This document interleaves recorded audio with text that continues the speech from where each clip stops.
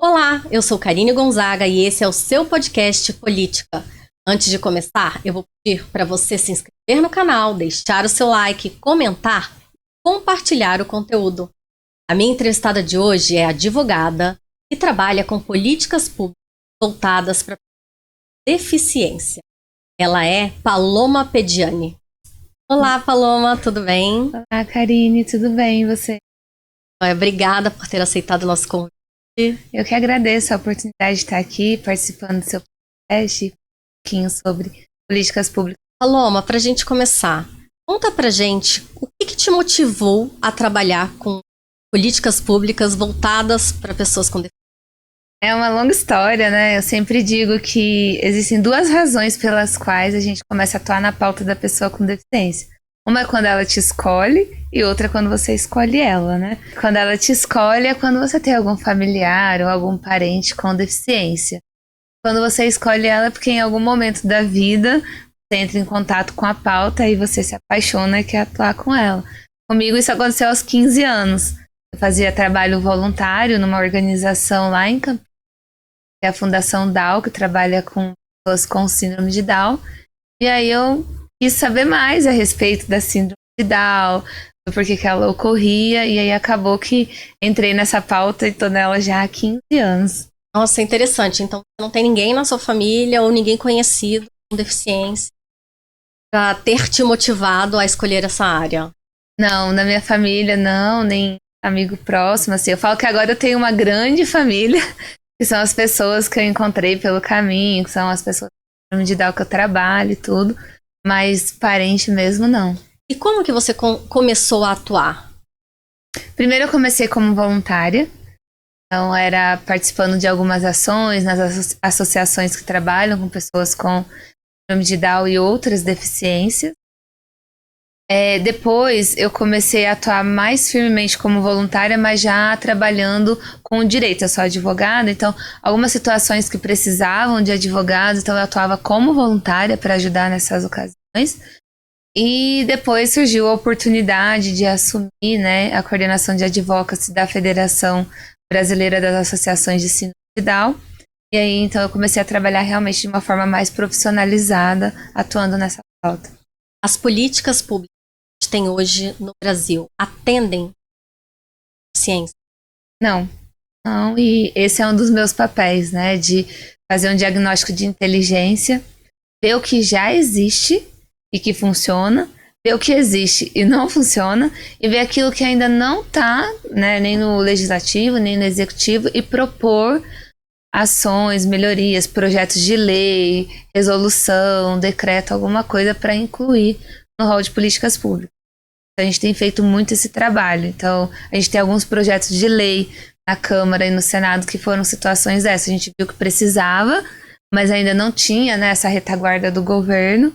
Então, a gente entrou com esses projetos de lei e outros que a gente tem feito com o executivo. Igual em maio, a gente instituiu a Rede Nacional de Autodefensores, que é autodefensor, é uma pessoa com deficiência, ela atua em causa própria. Então, ela fala pelos próprios direitos dela.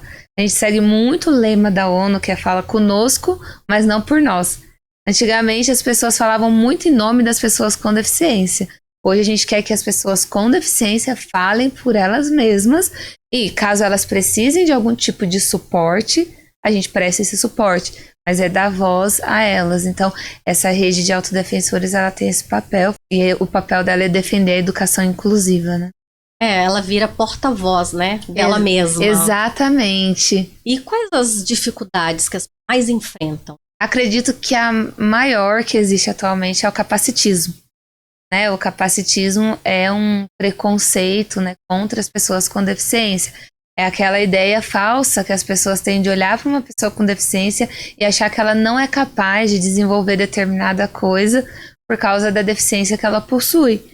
E aí essa preconcepção que as pessoas têm acabam atrapalhando a pessoa dela exercer muitas atividades que ela poderia exercer apenas por uma visão capacitista das pessoas. Então, A gente sempre fala, uma pessoa com deficiência, você espera ela sinalizar para você se ela precisa de algum tipo de apoio ou suporte, e não você já pré-conceber que ela não consegue executar alguma coisa e aí nem dá oportunidade para que ela faça isso.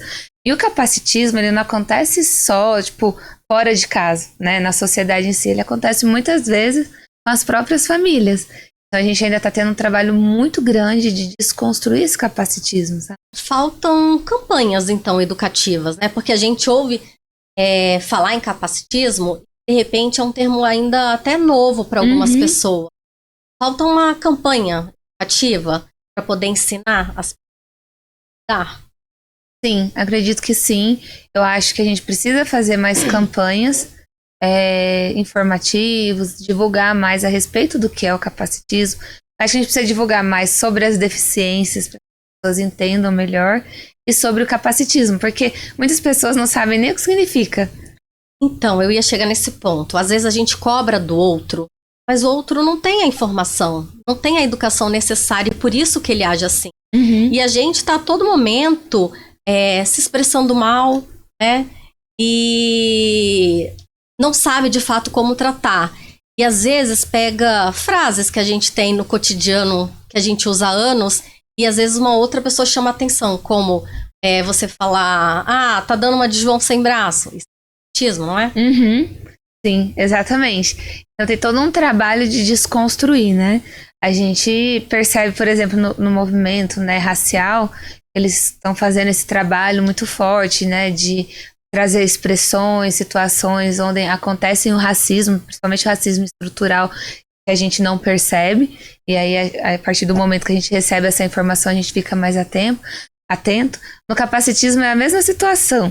A gente tem várias expressões, várias atitudes que a gente toma no dia a dia, elas são capacitistas e a gente não tem essa noção. A partir do momento que alguém sinaliza pra gente que aquela ação ali não tá legal ou que ela não condiz, né, com a situação, aí a gente se observa e para de fazer.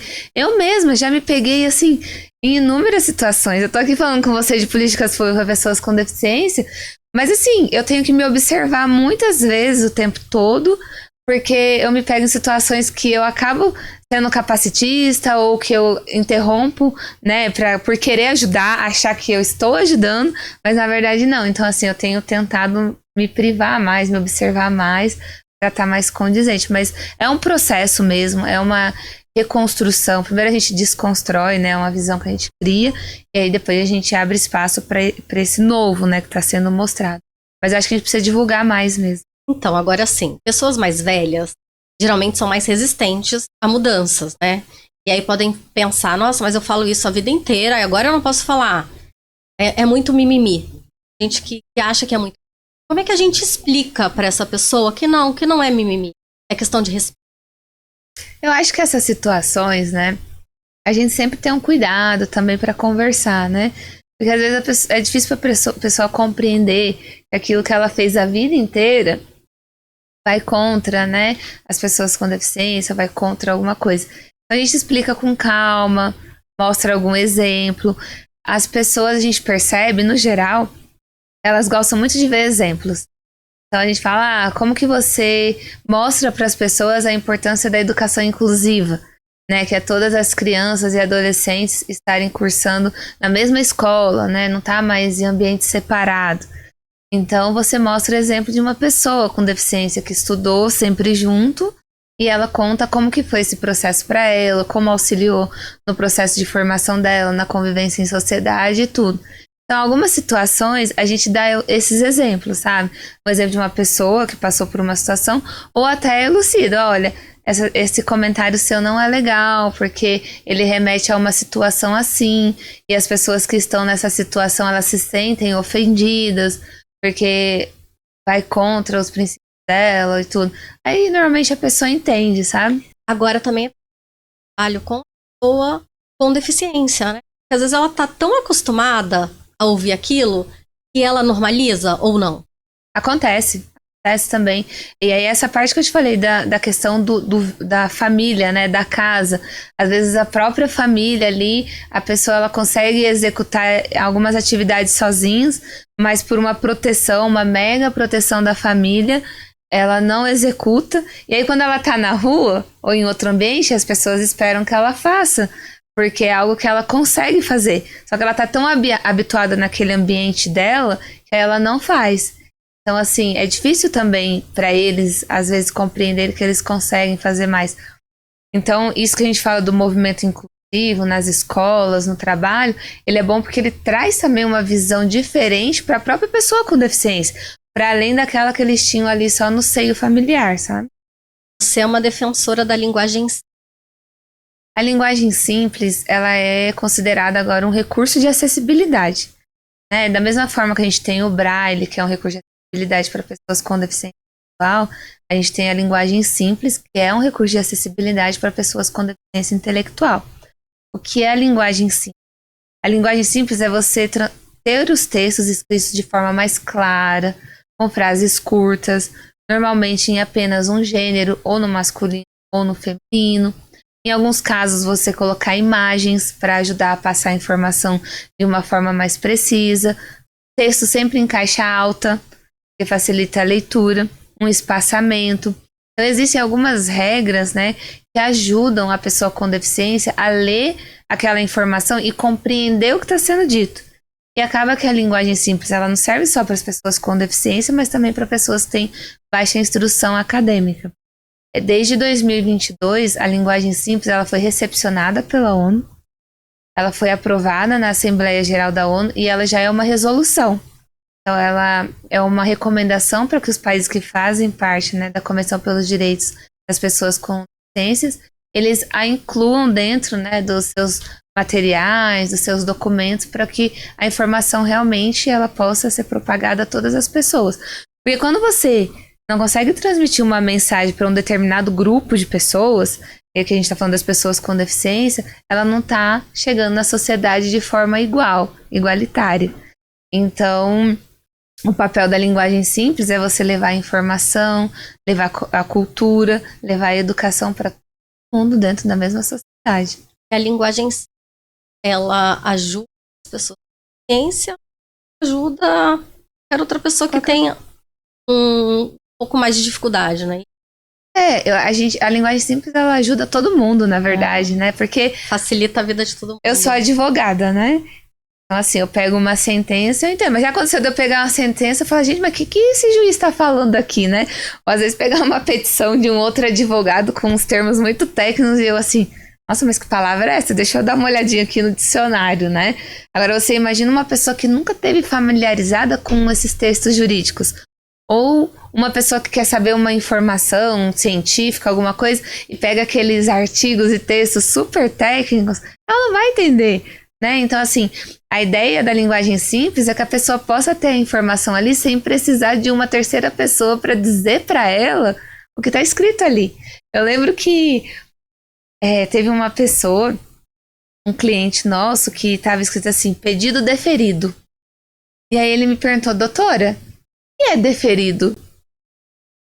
E eu falei assim, gente, olha isso, realmente, deferido quer dizer que foi concedido, né? Que foi dado para a pessoa aquele direito. Mas é uma palavra que você não vê no dia a dia. Então, quando ele viu pedido deferido, ele nem entendeu que ele tinha ganhado o que ele estava pedindo. Eu expliquei, você ganhou. Ele, doutora, mas porque não estava escrito que eu ganhei, né? Demora um tempo para comemorar, né? Porque não sabe o significado. A gente tem um projeto de lei que institui a linguagem simples, aprovado na Câmara dos Deputados e agora já está no Senado Federal para votação.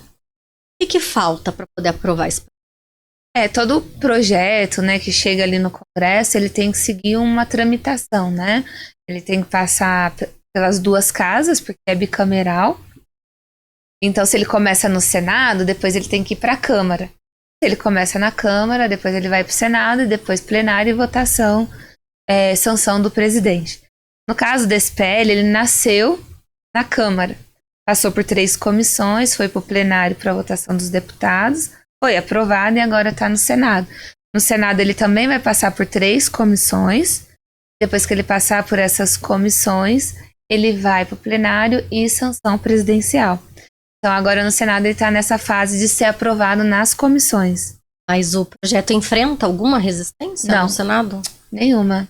As políticas públicas, em geral, voltadas para esse tema de pessoas com deficiência, enfrentam resistência? Não, isso é uma coisa muito boa que a gente tem em relação à pauta da pessoa com deficiência, porque ela é uma pauta apartidária, né? Então, assim, nós temos parlamentares... Ela agrega parlamentares de todos os partidos. Exatamente. Todas as então, ideologias. a gente conversa com todos os parlamentares. Parlamentar de direita, de esquerda, de centro, porque é uma pauta que é isso, todo mundo abraça, né? Todo mundo quer participar, todo mundo quer ajudar a melhorar. Então, assim, às vezes tem uma divergência ou outra, mas é em relação a algum termo, algo do tipo, mas ela é sempre bem recepcionada. Para atender às necessidades, no caso, falta o quê? Mais gente no parlamento provocando esses deputados e senadores? A gente tem alguns desafios no parlamento, né? Acho que a gente precisa de mais pessoas que realmente dominem da questão da deficiência para fazer proposições mais assertivas, porque é um desafio muito grande que as organizações e associações que trabalham pelos direitos da pessoa com deficiência têm, é de barrar projetos de lei que são retrocessos de direito. Muitas vezes o parlamentar ali, ele acha que ele está ajudando, mas ele está fazendo um projeto que vai contra o que já foi construído para pessoas com deficiência. E isso suga muito tempo e muito trabalho da gente.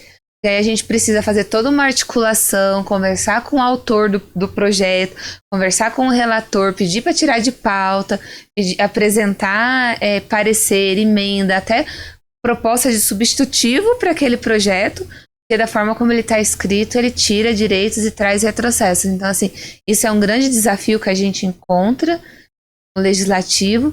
E as organizações, eu acredito que elas têm feito esse papel muito bem feito, sabe? Eu percebo como eu faço parte, acompanho coalizões e redes, a organização civil ela é muito organizada, né? Então, quando acontece, entrou em pauta um projeto que é ruim, a gente se articula para que aquele projeto não seja aprovado. Quando entra em pauta um projeto que é bom, a gente faz toda uma articulação para ajudar ele a ser aprovado mais rápido, porque a gente sabe que ele, de fato, vai ajudar nas vidas das pessoas com deficiência. Então, a gente faz esse monitoramento do que está acontecendo ali, dos PLs que estão sendo protocolados, dos PLs que estão entrando em pauta, e ajuda os parlamentares mesmo. A gente tem esse papel de trabalhar em conjunto, né? Então, a gente ajuda a melhorar a redação. Às vezes, né, tem alguma coisa que pode ficar um projeto ainda melhor. Então, a gente conversa com esses parlamentares. Eles são sempre muito abertos. Eles sempre recebem a gente muito bem. Claro, é sempre uma conversa muito profissional, muito técnica. A gente mostra o porquê aquele projeto ele precisa ser melhorado, ou do porquê aquele projeto ele não pode ser aprovado, ou do porquê aquele projeto deve ser aprovado, né? É importante falando, você mostra que as associações, elas se apropriam mesmo do tema, né? Vestem a camisa no ar e vão à luta, né? Batem de porta em porta nos gabinetes para poder exigir os seus direitos. Eu quero saber o seguinte, as políticas públicas brasileiras voltadas para as pessoas com deficiência, ela está aquém das políticas públicas praticadas no mundo? Não, o Brasil ele tem esse reconhecimento de ser um país que é referência, né? Políticas públicas para pessoas com deficiências.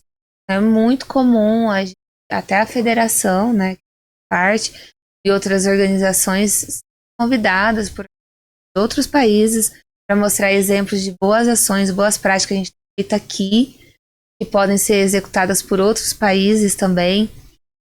A gente tem alguns eventos na ONU que a gente participa, que são eventos voltados mesmo para pessoas com deficiência. Inclusive, tem um evento que é só para síndrome de Down, onde nesse evento a gente mostra ações que a gente tomou que foram eficazes, que de repente eles podem, né, fazer nos países deles. Por exemplo, ano passado a gente conseguiu que o ecocardiograma fetal fosse incluído dentro dos exames obrigatórios que uma gestante faça pelo SUS.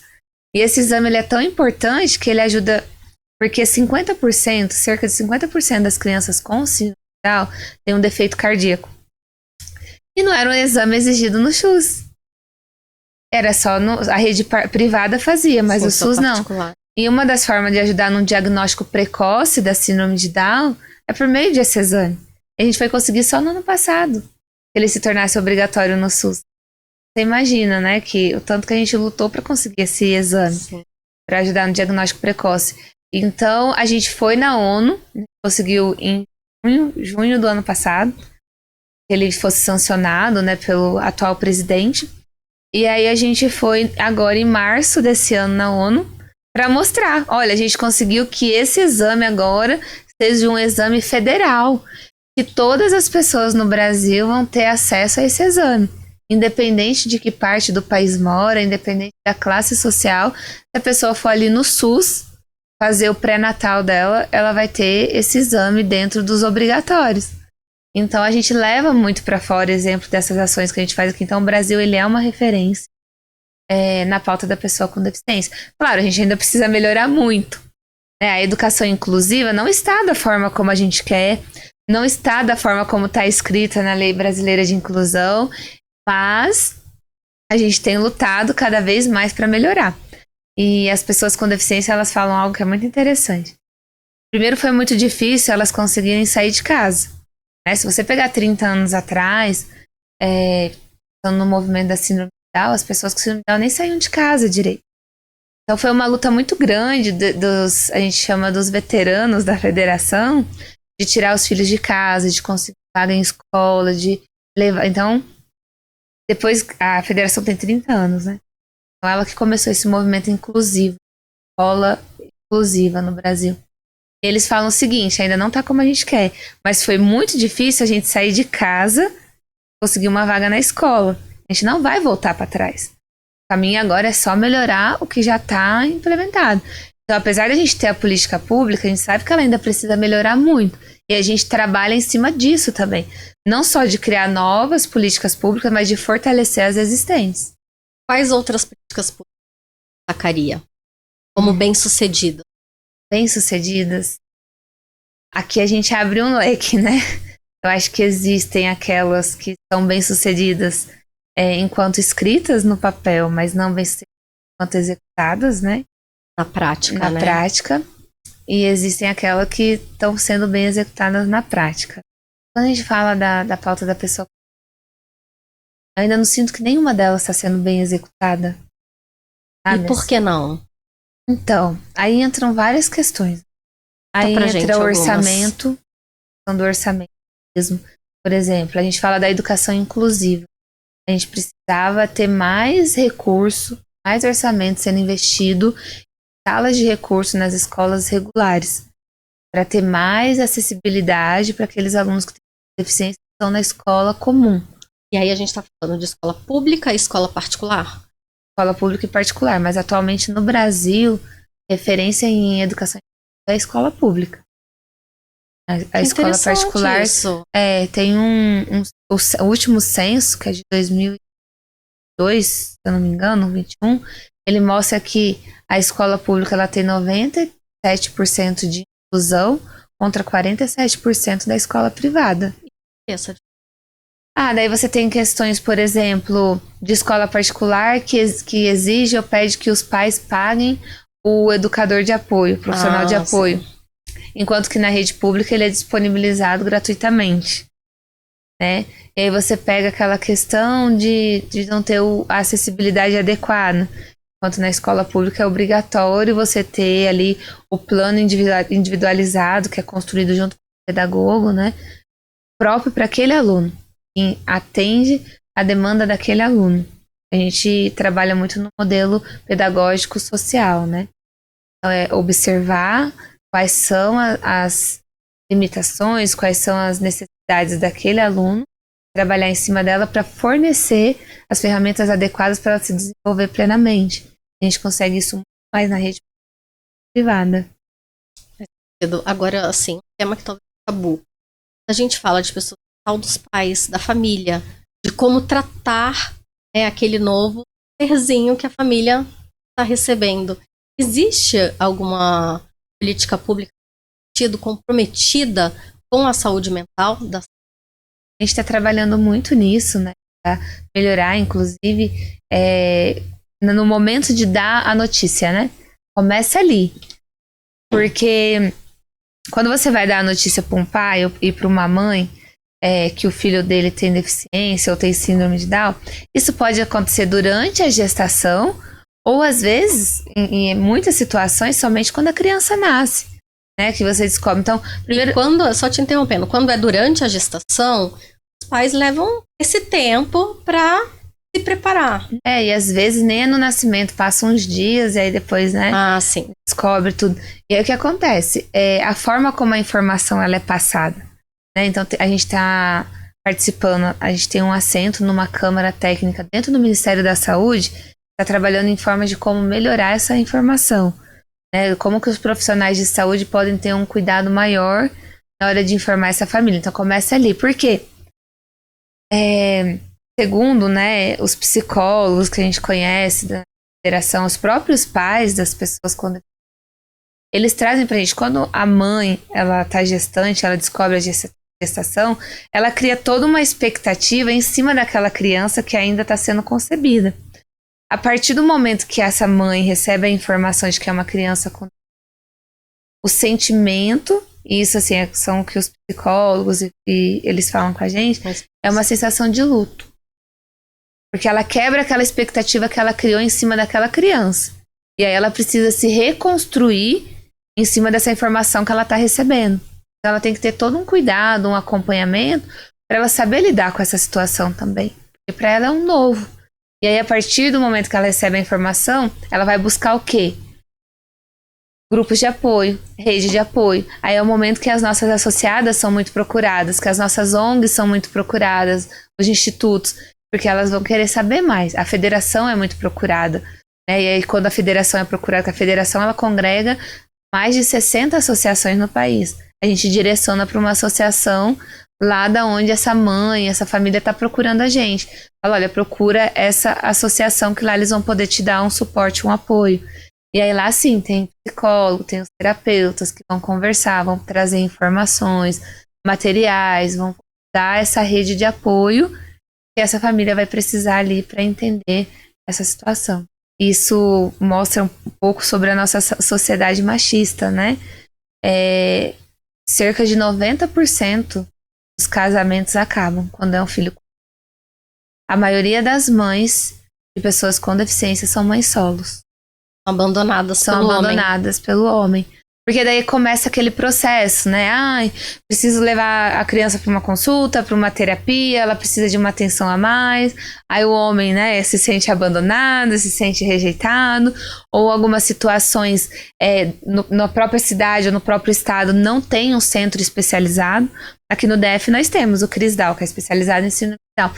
Mas em muitas famílias de outras regiões fazem o atendimento aqui, o acompanhamento aqui. Então essa mãe vem, viaja para cá, fica um tempo fora de casa, depois volta.